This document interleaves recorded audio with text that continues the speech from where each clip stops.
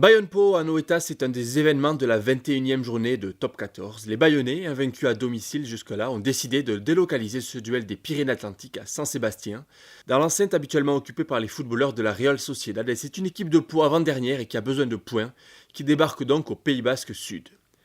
Devant 40 000 personnes, ce sont les Béarnais qui dominent le début de la rencontre. Sur cette offensive, ils mettent à mal la défense bayonnaise. Emilien Gaëton progresse puis tape à suivre, il est contré par Camille Lopez, mais Jack Maddox empêche le ballon de sortir en touche. Toumoua Manou puis Rissé Watt sont au soutien. Emilien Gaëton, déjà sollicité un peu plus tôt sur cette action, vient conclure ce beau mouvement et planter entre les poteaux le premier essai de la partie.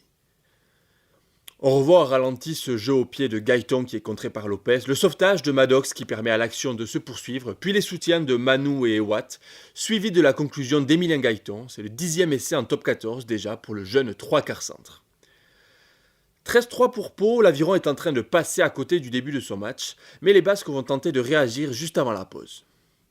Denis Marchois capte le lancer de Facundo Bosch, un ballon porté se met en place, il est désaxé sur la droite. La défense de Pau recule, a du mal à défendre et c'est Facundo Bosch qui plonge dans l'embut palois. On se remet au ralenti l'effort collectif des Basques. Tout démarre avec la prise en l'air de Denis Marchois, puis Facundo Bosch qui gère bien ce molle. Le talonneur guide ses avants qui progressent et finit par plonger dans l'embut de la section pour son 6e essai de la saison. Il permet ainsi à l'Aviron de revenir au score, mais les Basques comptent 6 points de retard à la pause. Comme prévu, l'Aviron revient fort sur le terrain et pose la main sur le ballon en début de seconde période. Le très remuant Cyril Makalas, c'est Rémi Bagé, l'ailier jongle avec le ballon mais parvient quand même à le maîtriser, il est plaqué par Fabrice Metz. Les ciels et blancs sont dans les 22 mètres de Pau, Guillaume Rouet éjecte le ballon pour Camille Lopez, l'ouvreur lève la tête, adresse cette belle passe au pied pour Pierre Huguet, décalé en position d'ailier. La défense paloise a le temps de se replier et Huguet se retrouve face à 3 Béarnais. Ça chauffe près de l'embut vert et blanc. Guillaume Rouet sollicite alors Thomas Seit et en puissance, le numéro 5 renverse la défense de Pau pour planter un essai. Il relance complètement son équipe dès le début de la seconde période. Comme souvent cette saison, c'est Camille Lopez qui a trouvé la solution avec cette diagonale dont lui seul a le secret. En renversant le jeu de la sorte, il a permis à son équipe de déstabiliser un mur palois jusqu'ici bien organisé. Lopez transforme ensuite cet essai et Bayonne prend l'avantage 17-16.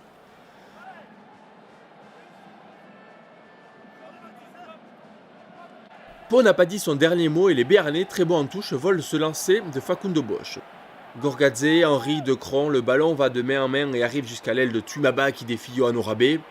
Le jeune arrière ne s'échappe pas et stoppe bien le 3/4 fidjien. La sortie du ballon n'est pas très propre, mais Dobagna parvient à servir Zach Henry.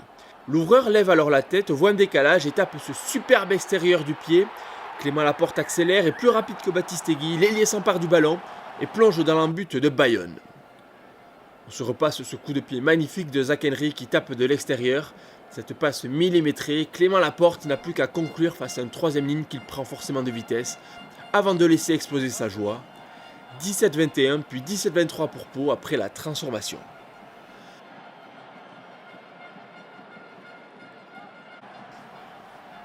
À un quart d'heure de la fin du match, Lopez a passé une pénalité et ramené son équipe à 3 points de la section, mais les visiteurs sont en confiance. Et après avoir bien défendu leur ligne, ils se retrouvent avec une touche intéressante à jouer dans les 22 mètres adverses. Un ballon porté mis en place mais il est écroulé, la sortie du ballon est lente. Dan Robson reconstruit le jeu avec une phase au prix avec Tagui Tagivalou. Nouveau point de fixation après la charge de Papidze stoppé par Van Jasveld. Robson dans le sens avec Sacha Zeger qui gagne du terrain. Les avants de la section insistent au près. La sortie du ballon est encore lente. Une nouvelle fois, Sacha Zeger progresse à l'impact, plus que quelques centimètres. Et c'est finalement Gouram Papidze qui s'empare du ballon dans l'axe et plonge dans l'embut ciel et blanc. Explosion de joie dans les rangs palois qui font un grand pas vers la victoire. On revoit la belle prise de balle de Zeger, puis le bon soutien surtout de Papidze qui vient terminer le travail. Le pilier droit marque là son premier essai de la saison en top 14.